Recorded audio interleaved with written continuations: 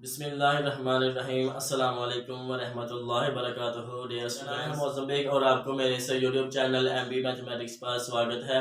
Students, इस video में हम ऑर्डिनरी डिफरेंशियल इक्वेशन में थोड़ा सा आगे बढ़ेंगे। जनरल सॉल्यूशन, पर्टिकुलर सॉल्यूशन और सिंगुलर सॉल्यूशन क्या होती हैं, इनकी डेफिनेशन और इनकी एग्जांपल्स को हम किस तरह से अंडरस्टैंड करते हैं वो हम इस वीडियो में देखेंगे। तो सबसे पहले हम देखते हैं कि जनरल सॉल्यूशन क्या है और इसकी डेफिनेशन क्या है। तो इसकी डेफिनेशन में आ जाता है हमारे पास स्टूडेंट्स कि when the number of arbitrary constants in the solution of a differential equation is equal to the order of the differential equation then this solution is called general solution. क्या होता है students कि जो किसी differential equation के solution में जो number of arbitrary constants होते हैं अगर वो इक्वल हो जाएं उस डिफरेंशियल इक्वेशन के ऑर्डर के, तो फिर हम कहते हैं उस सॉल्यूशन को general solution of that differential equation. तो इसको हम स्टूडेंट्स एग्जांपल देखते हैं।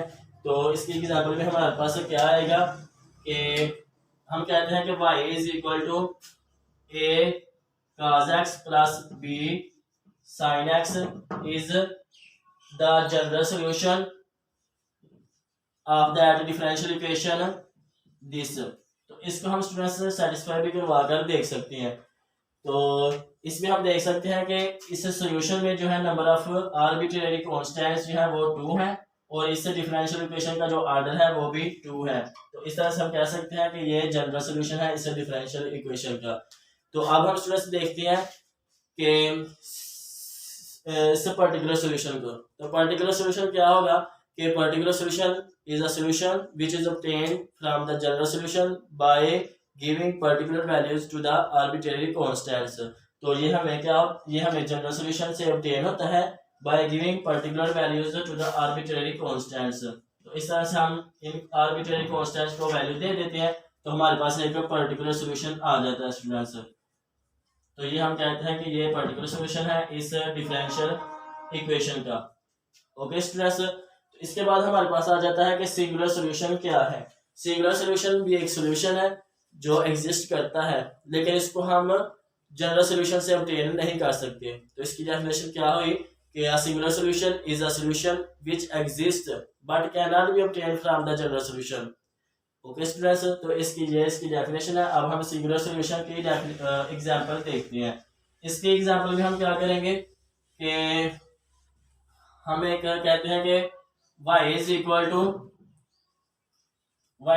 cx minus c square is general solution of that differential equation। Okay students, मैं कहता हूं कि ये जो सॉल्यूशन है ये जनरल सॉल्यूशन है इस डिफरेंशियल इक्वेशन का। तो जनरल सॉल्यूशन के लिए हम देख सकते हैं कि इसमें नंबर ऑफ आर्बिट्रेरी कांस्टेंट्स वो इक्वल है इस डिफरेंशियल इक्वेशन के ऑर्डर के। तो अब हम स्टूडेंट से क्या करना है कि सिंगुलर सॉल्यूशन, ठीक है। तो पर्टिकुलर सॉल्यूशन क्या हो कि for each value of C we get a straight line. तो इस तरह से हम कह सकते हैं कि we for each value of the arbitrary constants we get a family of straight lines. Okay students, तो हमें क्या होता है कि पर्टिकुलर वैल्यूज मिलती हैं सी को वैल्यूज देने से। तो इस तरह से हमारे पास एक फैमिली ऑफ स्ट्रेट लाइंस आती है। अब हमने शो करना है स्टूडेंट्स कि ये सिंगुलर सॉल्यूशन का क्या मतलब है इस एग्जांपल में। तो मैं कहता हूं कि y is equal to x square upon 4 is also a solution of that differential equation.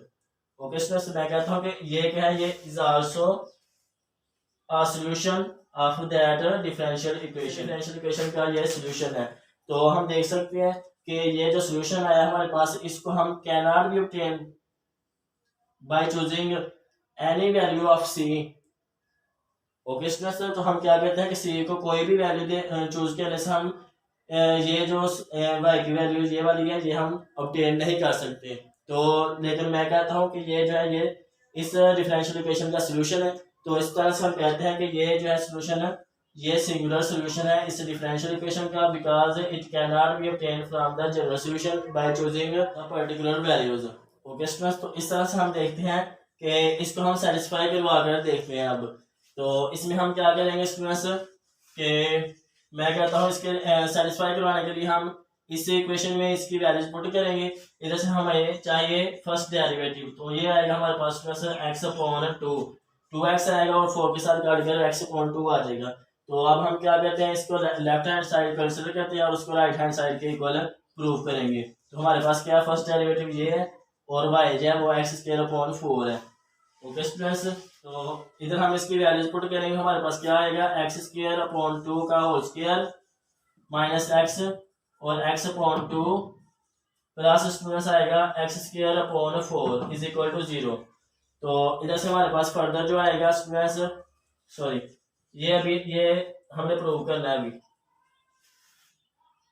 तो लेफ्ट हैंड साइड हम लेकर चल रहे हैं। तो इधर से हमारे पास आएगा students x² upon 4 minus x² upon 2 plus x² upon 4। तो x² अपॉन 4 और x² अपॉन 4 ये हमारे पास प्लस होने के बाद क्या आएगा 2x² upon 4 minus x² upon 2। तो ये इसके साथ काट गया 2 और ये सारा इसके साथ काट गया, ये हमारे पास आ गया 0 which is equal to right hand side and hence prove that y is equal to x² upon 4 is also a solution of that differential equation। Okay students, तो इस तरह से हम इनकी डेफिनेशन को अंडरस्टैंड करते हैं।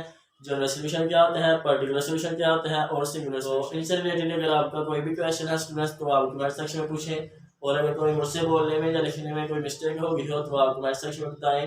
तो मेरी इस वीडियो को स्टूडेंट्स लाइक करें और दोस्तों के साथ शेयर करें। तो इस वीडियो में इतना ही, नेक्स्ट वीडियो तक के लिए अल्लाह हाफिज़, अस्सलाम वालेकुम।